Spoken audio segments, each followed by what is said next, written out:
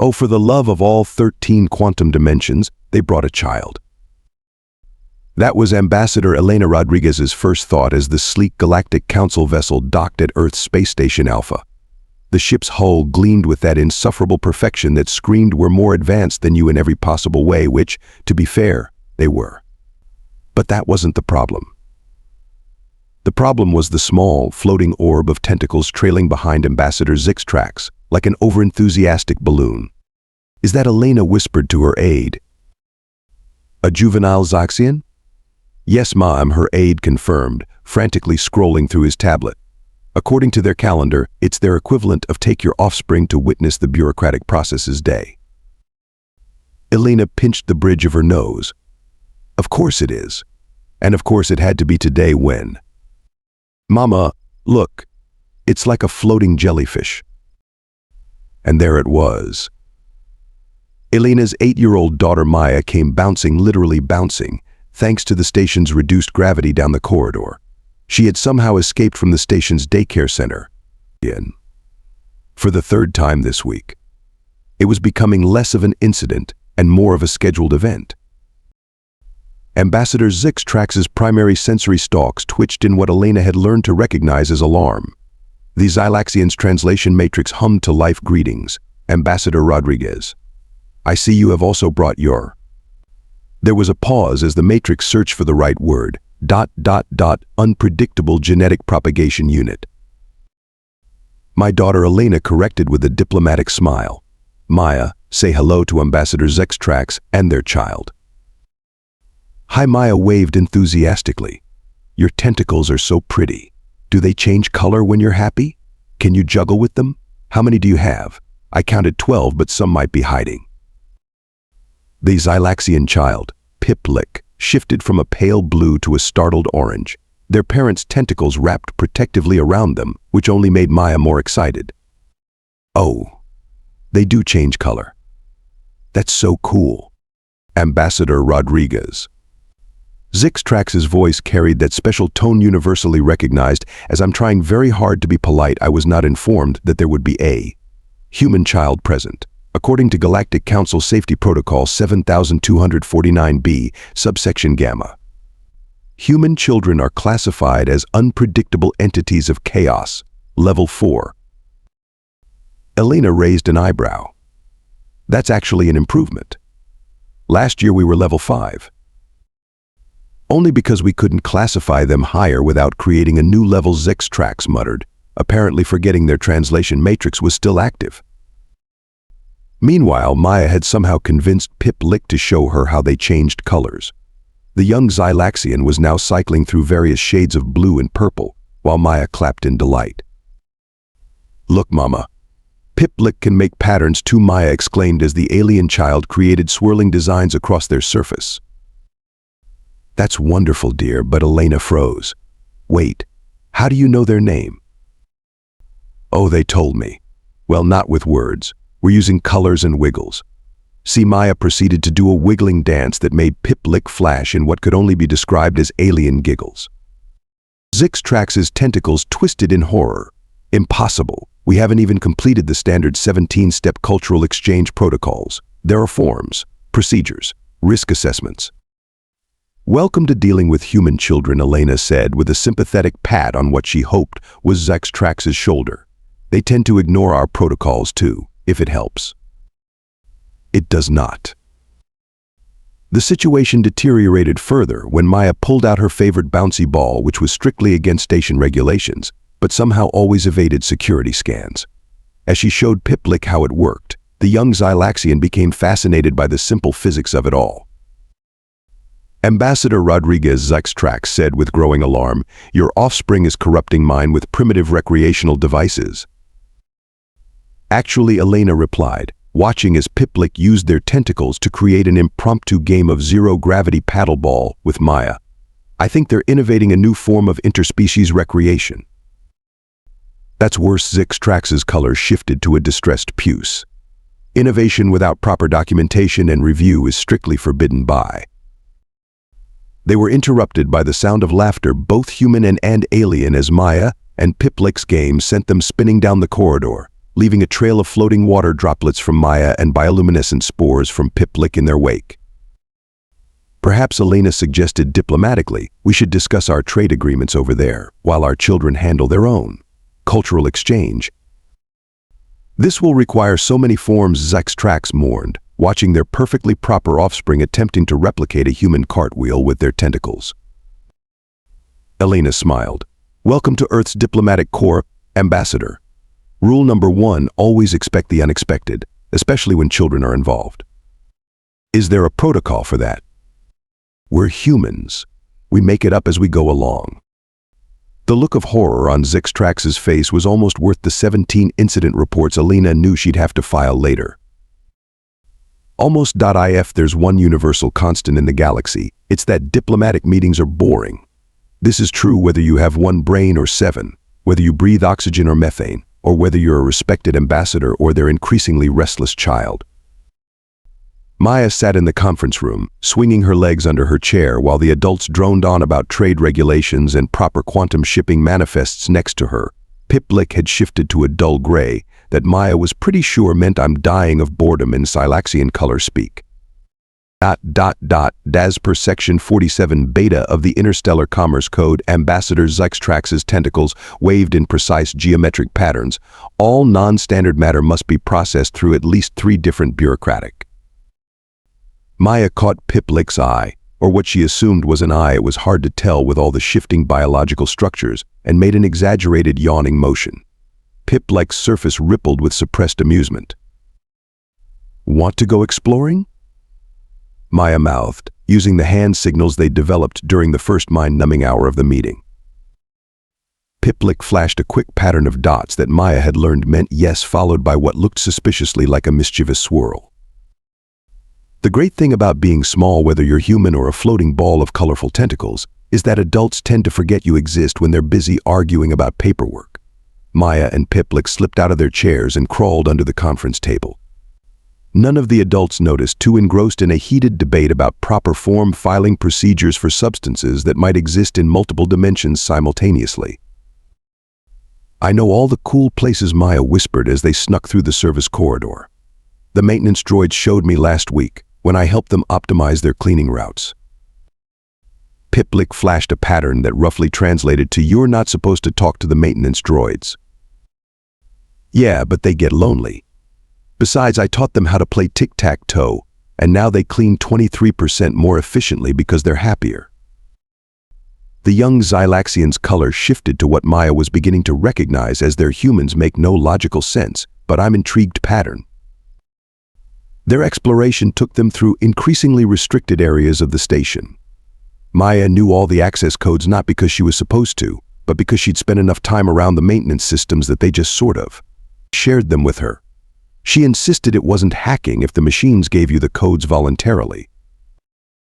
This is my favorite part, Maya announced as they reached an observation bubble jutting out from the station's hull. You can see the whole solar system from here, and sometimes the maintenance bots come to practice their dance routines. Pip-Lick started to respond with a complex pattern of swirls but froze mid-color change. A deep vibration ran through the station's structure, accompanied by an ominous grinding sound. That's not normal, Maya frowned. The station's not supposed to make that noise unless she was cut off by another shudder, stronger this time. They followed the sound to a restricted maintenance hub, where they found the source of the problem. A massive maintenance bot was spinning in circles, its programming apparently caught in a loop. Sparks flew from its neural interface as it repeatedly slammed into a crucial power coupling. Pip-Lick flashed urgent warning patterns. This unit controls station stability. Without it, the orbital corrections will fail. Meanwhile, back in the conference room. And furthermore, Zextrax was saying, the proper procedure for handling temporal paradox paperwork clearly states they stopped mid-sentence, their tentacles suddenly going rigid. Where is my offspring? Elena's head snapped up from where she'd been pretending to take notes while actually drawing little doodles of the Galactic Council representatives as Earth sea creatures. Her eyes darted to the empty chairs where the children had been sitting. Maya, she called out, already knowing she wouldn't get an answer. Oh no. The station shuddered again, and warning lights began to flash. "Alert," the station's AI announced with suspicious cheerfulness. "Maintenance systems experiencing unexpected recursion event. Orbital decay possible. Have a nice day." This Zix-Trax's translation matrix couldn't quite capture the mix of panic and accusation in their voice is exactly why human children are classified as chaos entities. Your lack of proper containment protocols. "My lack of containment protocols," Elena shot back. "Your child is missing too. Only because your offspring has clearly corrupted mine with their human." Their human Zix-Trax's tentacles tied themselves in literal knots as they searched for the right word, humanity. The argument might have continued, but the station chose that moment to tilt at a distinctly unsafe angle. Emergency lights bathed the conference room in red as various alien representatives began shifting through their species' equivalent of panic colors. Station security Elena barked into her comm, "I need a location on 2 missing children, 1 human, 1 Salaxian." "Additional alert," the AI interrupted, still sounding far too happy. "Unauthorized entities detected in Maintenance Hub 7. Would you like me to play some calming music while we begin our unscheduled descent into the atmosphere?" Elena and Zix-Trax looked at each other, their diplomatic differences temporarily forgotten in the face of shared parental terror. "Maintenance Hub 7 is restricted," one of the other ambassadors shouted. "It's also where the primary stability controls are housed," another added. "How did they even get in there?" a third demanded. "The security codes are." "It's Maya," Elena said, already running for the door. "Don't ask about the security codes. You'll just get a headache." Behind her, she heard Zix-Trax addressing the Galactic Council representatives. "I wish to file an official protest regarding the corruptive influence of human children on station security protocols." "Alert," the AI chimed in. "Protest forms must be submitted in triplicate. Would you prefer to do this before or after emergency atmospheric re-entry?" The station shuddered again, and Elena ran faster. Somehow, she knew this was only the beginning of what would prove to be a very, very long day. And she still had all those incident reports to file. "So," Maya said, watching the malfunctioning maintenance bot continue its destructive dance around the power coupling. "On a scale of 1 to 'we're all going to die,' how bad is this?" Piplik flashed through 17 different shades of panic before settling on a particularly alarming shade of mauve. Patterns roughly translated to the bot's quantum core is stuck in a recursive loop. It's trying to solve an impossible maintenance equation, and the power drain could destabilize the entire station.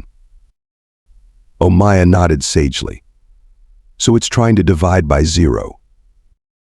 Piplik's tentacles twisted in what might have been confusion. "That's technically correct, but the quantum mathematics involved are far too complex for. Like when I tried to make my tablet calculate infinity plus 1, and it crashed." Maya pulled out her ever-present gaming device. "Because that was pretty funny, but Mom said I shouldn't crash computers on purpose anymore." The maintenance bot slammed into another wall, sending sparks flying. The station's AI, which Maya had named Betty despite official protests, continued its cheerful commentary 12 minutes until catastrophic system failure. "Would anyone like to hear a selection of Earth's greatest hits while we wait?" "Not now," Betty, Maya called out. She turned to Piplik, who was rapidly shifting between colors that suggested both terror and fascination. "Okay, so we need to stop it from thinking about impossible math, right? What if we gave it something else to think about?" Piplik's patterns shifted to show skepticism.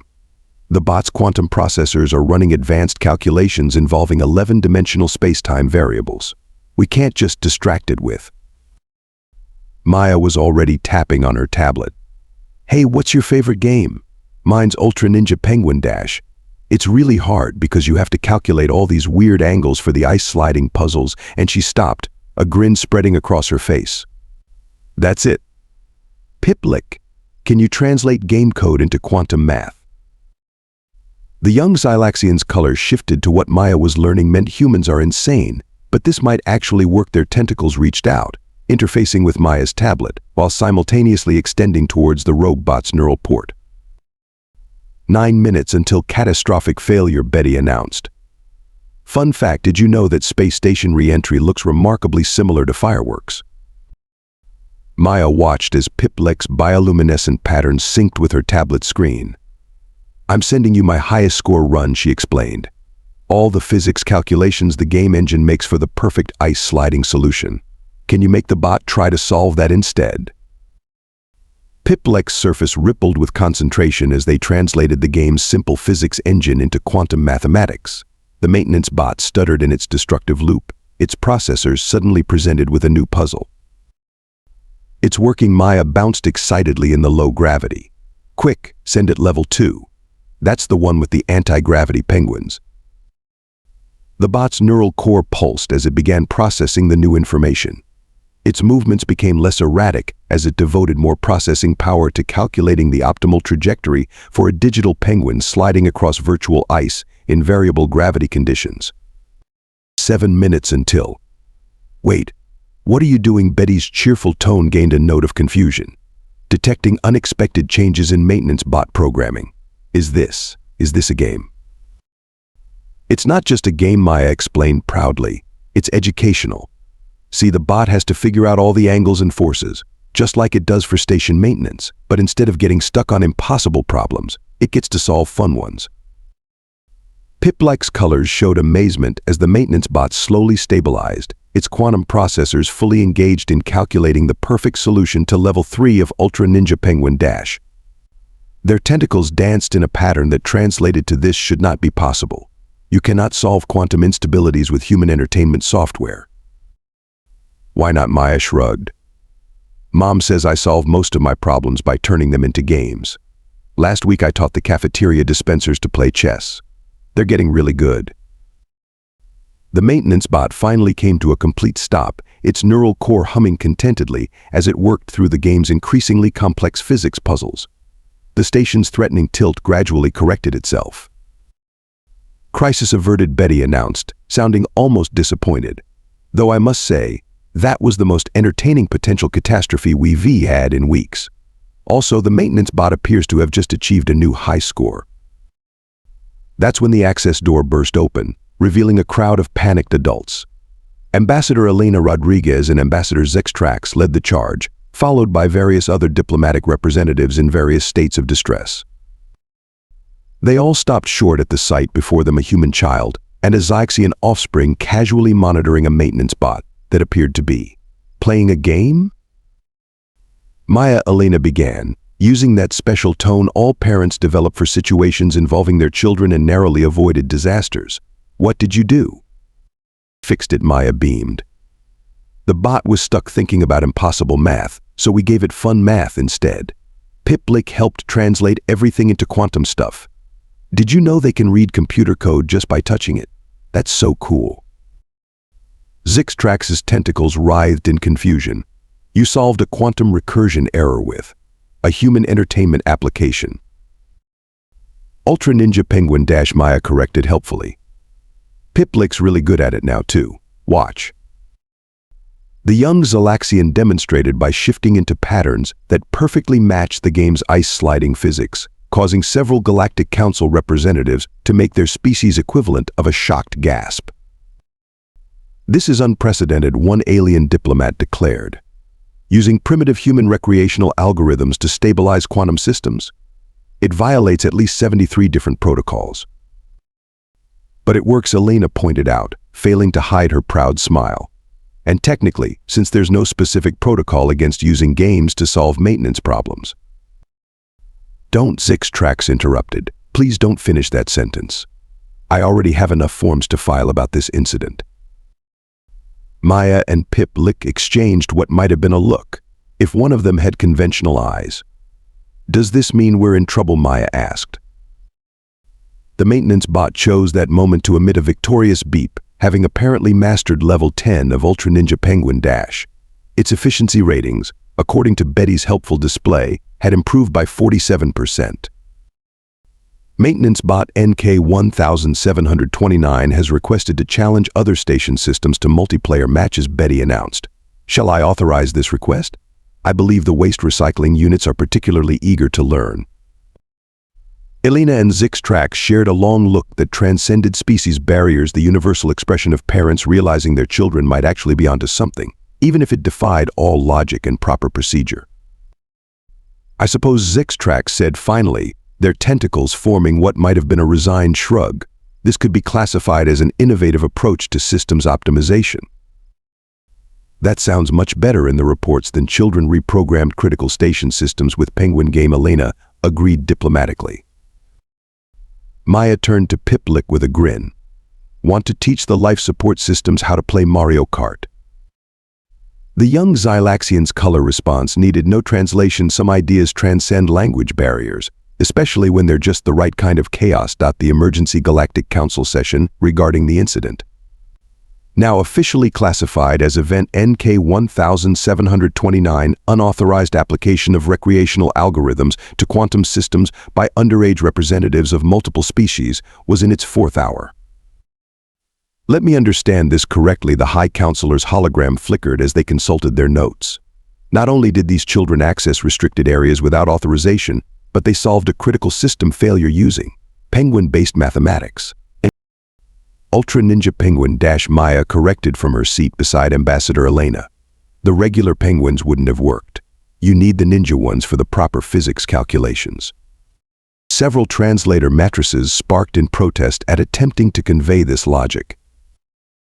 Piplik, floating nearby, flashed a pattern that could only be interpreted as suppressed laughter. Their parent, Ambassador Zixtrax, pretended not to notice while simultaneously shifting to a color that suggested barely contained pride. The fact remains, another council member interjected, their crystalline form vibrating with indignation, that this blatant disregard for proper procedures resulted in an unprecedented 47% improvement in station system efficiency. Elena smoothly interrupted. And I believe that figure has since increased to 53%. Now that the waste management units have mastered drift racing in Mario Kart. Correct, Betty chimed in. Though the atmospheric processors are still struggling with Rainbow Road, would anyone like to see their latest lap times? Not now, Betty. Zixtrax's tentacles formed complex patterns as they addressed the council. Honored members, while I initially shared your concerns about human unpredictability, especially regarding their offspring, I find myself forced to reconsider my position. Perhaps. They paused, as if hardly believing what they were about to say. Perhaps chaos is not always the enemy of progress. The council chamber erupted in astonished murmurs. A Zixtrax advocating for chaos? Next, they'd be suggesting that paperwork didn't need to be filed in quintuplicate. Furthermore, Zixtrax continued, their color shifting to formal presentation mode. I propose a radical new initiative, an interspecies children's exchange program. The High Counselor's hologram flickered in alarm. Surely you cannot be serious. I am. And to demonstrate my commitment, I volunteer my own offspring. As the first participant, they turned to Piplik, who was currently teaching Maya how to replicate Xylaxian color patterns using her tablet screen. After all, they seem to have already begun their cultural exchange unofficially. But the form's one council member wailed. The risk assessments, the liability waivers. I believe Elena stood, wearing her most diplomatic smile. Earth would be happy to host young representatives from any species willing to participate. We could even develop special educational programs, combining various species teaching methods with human creativity. The chamber fell silent as the council members contemplated this prospect. Finally, the High Counselor spoke. We will need to add a warning to the official species classification database. Something along the lines of warning. Human children demonstrate even greater resourcefulness and unpredictability than their adult counterparts. Approach with caution and entertainment software. I have already drafted the necessary forms, Zixtrax announced, producing a stack of documents that seemed to bend local space-time. In triplicate. Only triplicate, someone gasped. I'm learning to embrace chaos. In small, carefully regulated doses. As the council debated the merits of the proposal, a steady stream of messages began arriving from various species representatives. The crystalline collective respectfully declines participation, citing concerns about human children's tendency to poke shiny things. The Methane Breathers Association regretfully withdraws, following reports of human children's propensity for making biological humor regarding their atmospheric requirements. The Silicon Consciousness requests clarification on whether human games can be guaranteed not to contain earworm music that might infect their neural networks. Maya, watching the messages scroll past on the chamber's display, turned to Piplek. "I don't get it. Why is everyone so worried about us playing together?" Piplek's response was a complex pattern that roughly translated to "they fear what they don't understand, and humans, especially children, are very, very hard to understand." "That's silly," Maya declared. "Understanding is easy." Watch, she proceeded to demonstrate a perfect recreation of Xylaxian formal greeting patterns using nothing but her tablet, 3 paper clips, and what appeared to be a yo-yo-yo. The High Counselor's hologram flickered in what might have been a sigh. Let the record show that on this day, the Galactic Council officially recognizes human children as a class, a diplomatic priority, requiring special protocols, advanced warning systems, and... They paused, seemingly pained by the next words, recreational software compatibility assessments. "Does this mean I'm not in trouble?" Maya whispered to her mother. Elena smiled. "Oh, you're definitely in trouble, but the good kind, the kind that goes in history books." And gaming high-score tables, Piplek added through their color patterns. Speaking of high scores, Betty interjected. The station's gravity generators would like to formally challenge maintenance bot NK1729 to a Super Smash Bros. Tournament. Zixtrax's tentacles tied themselves in knots. "I'll need to create a new form for that." And somewhere in the vast bureaucracy of the Galactic Council's records, a new regulation was added in the event of contact with human children. Standard protocols may be suspended in favor of whatever works. But please, for the love of all known dimensions, fill out the paperwork afterward. Maya and Piplek, already planning their next cultural exchange, pretended not to notice the addendum and keep them away from the quantum processors. They've started asking for gaming breaks.